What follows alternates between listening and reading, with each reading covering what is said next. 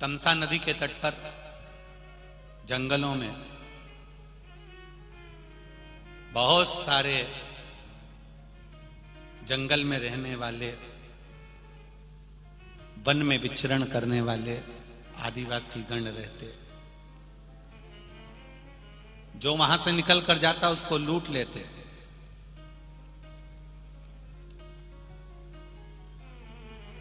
किसी को मार देते, किसी को काट देते, दूसरों का धन इकट्ठा कर लेते। उसी में एक था क्रूर सेन।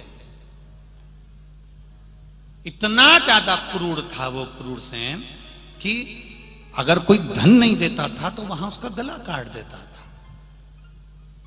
बहुत तकलीफ में क्रूर सेन से बड़े त्रसित हो गए लोग। उसकी धर्म पत्नी बड़ी धर्मात्मा थी।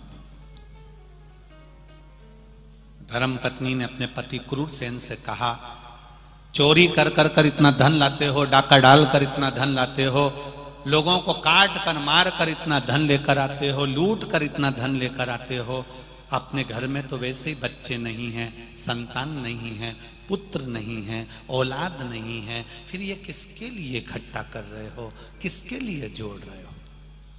क्रूर सेन ने कहा, संतान नहीं है तो क्या हुआ, क्या मैं धन इकट्ठा नहीं करूं? पत्नी ने समझाया, क्रूर सेन नहीं माना तो कह दिया, कल तेरे संतान नहीं है तो मैं किसी की संतान उठा के ले आऊंगा। पत्नी हाथ जोड़ के बोली, किसी मां का क्यों दिल दुखाना? अरे जब उसके यहां संतान हो गई, थोड़े दिन रोएगी, उसके घर में दूसरी संतान हो जाएगी, कम से कम तेरी गोदी तो भरा जाएगी, अपनी जायदाद संभालने वाला तो कोई मिल जाएगा।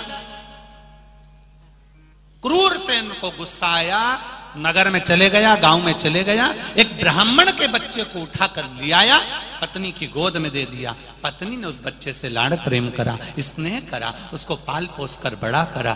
बड़ा हो गया तो वो बच्चा क्रूर सेन के साथ में शिकार पर जाने लगा, लोगों को लूटने लगा, वो भी लूट पाट में लग गया। उसका नाम था रत्नाकर। क्या नाम पड़ा? रत्नाकर। वो भी लूटने लगा, वो भी लोगों को मारने लगा, वो भी डाका डालने लगा, वो भी चोरी करने लगा।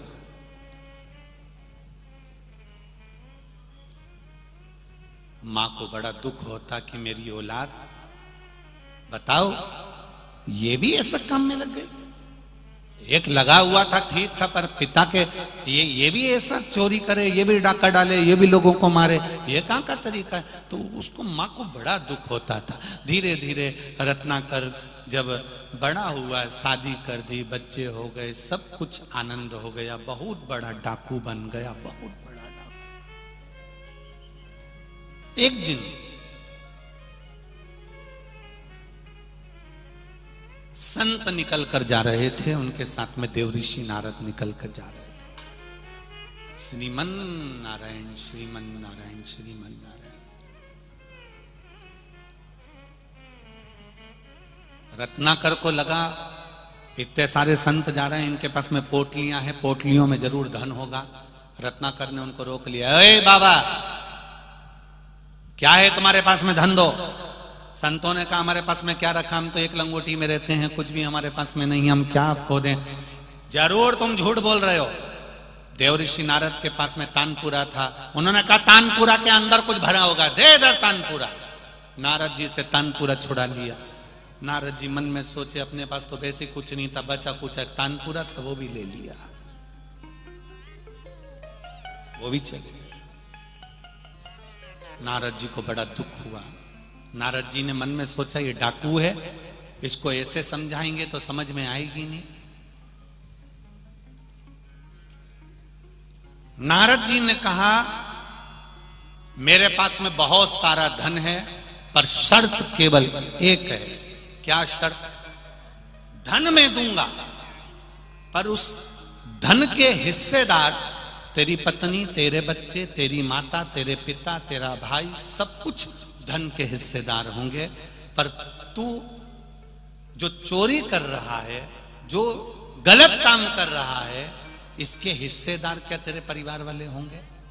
देव ऋषि नारद ने जब कहा, रत्नाकर हंसकर बोला, मेरी पत्नी, मेरे बच्चे, मेरे हर चीज के हिस्सेदार हैं, तो मेरे कर्म के भी हिस्सेदार मेरे पत्नी और बच्चे रहेंगे।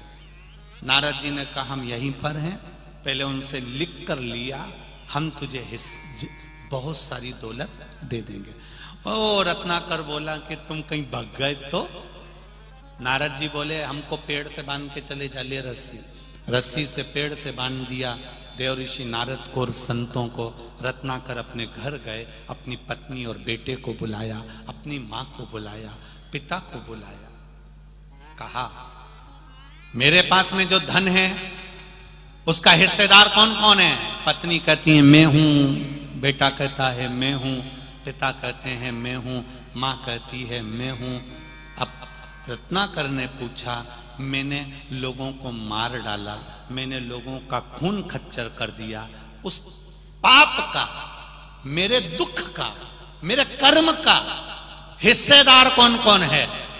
इतने में पत्नी ने कहा, फालतू की बात मत करो, जिसने जो कर्म करा है उसको भोगना पड़ता है, तो तुम मेरे कर्म के हिस्सेदार नहीं हो, ये तो कभी हो ही नहीं सकता। बेटा कहता है, पिताजी मैंने कभी नहीं कहा कि आप चोरी करो, आपके हिस्सेदार। मां कहती है, मैंने कभी नहीं कहा कि तू चोरी कर ला। पिता कहता है, मैंने कभी नहीं कहा तुझको कि मेरे साथ चोरी करने चल।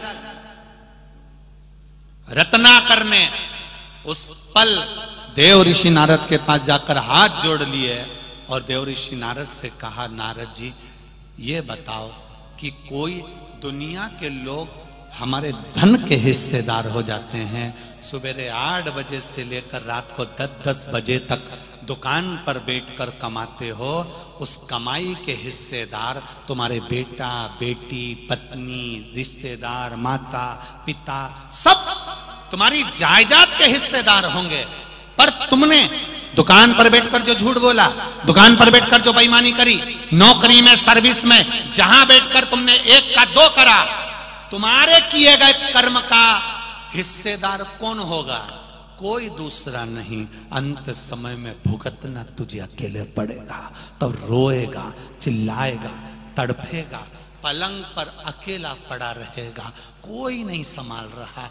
डॉक्टर आएगा, इलाज कर कर चले जाएगा, पत्नी पैसा लगा देगी, रिश्तेदार देखने आ जाएंगे, और शरीर में जब कष्ट होगा, सिर दुखा, दर्द तुम्हें हुआ, हाथ दुखा, दर्द तुम्हें हुआ, कमर दुखी, दर्द तुम्हें हुआ, लीवर किडनी में प्रॉब्लम हुई, दर्द तुम्हें हुआ, तकलीफ तुम्हें हुई, कष्ट तुम्हें भोगना है, कोई दूसरा नहीं भोगेगा। तुम्हारे कर्म का भोग तुम्हें भोगना है, कोई दूसरा नहीं भोगेगा।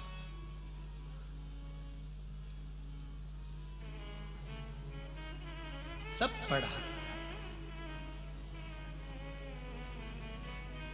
झूठ तुम बोलते हो, छल तुम करते हो, बेईमानी तुम करते हो, कपट तुम करते हो, दुकान तुम चलाते हो, घर तुम चलाते हो, तो भजन भी तुम करो, तुम्हारे लिए करो, अपने लिए। 1 लोटा जल शंकर जी के मंदिर में जाकर चढ़ाना प्रारंभ करो, अपने लिए, कोई दूसरे के लिए नहीं।